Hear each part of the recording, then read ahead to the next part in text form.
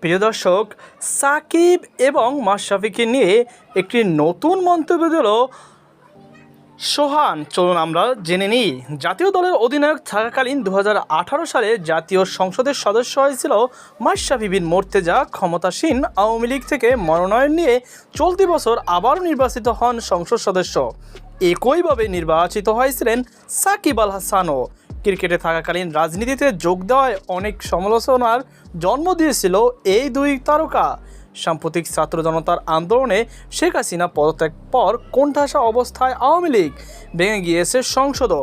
আন্দোলন শুরু থেকেই সরব ছিলেন জাতীয় দলের ক্রিকেটার নুরুল হাসান সোহান। এবার মুখ খুললেন ক্রিকেটারদের রাজনীতি নিয়ে।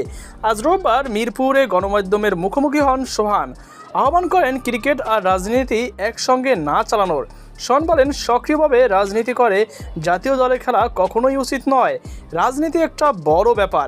রাজনীতির মাঠ থেকে জাতীয় দল সেরকম করা সময় দেওয়াও কঠিন। কারো যদি রাজনীতি করার ইচ্ছাই থাকে তাহলে তার খেলা থেকে অবসর পর করা উচিত। সোহান মনে করেন, জাতীয় ক্রিকেট বোর্ডে ব্যক্তিগত এজেন্ডা বাস্তবায়নের জায়গা নয়। ক্রিকেট বোর্ডে ভালো সংগঠকদের আসা উচিত।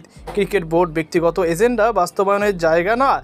এখানে এসে মোটা অঙ্কের টাকা আয় করে দেশ ছেড়ে চলে যাবেন এমন ব্যক্তিদের বোর্ডে না আসাই ভালো। এদিকে নতুন ক্রীড়া উপদেষ্টা হিসেবে আসিফ মাহমুদের দায়িত্ব নেওয়ার পর থেকেই ক্রিকেট বোর্ডে বাজছে পালাবদলের সুর।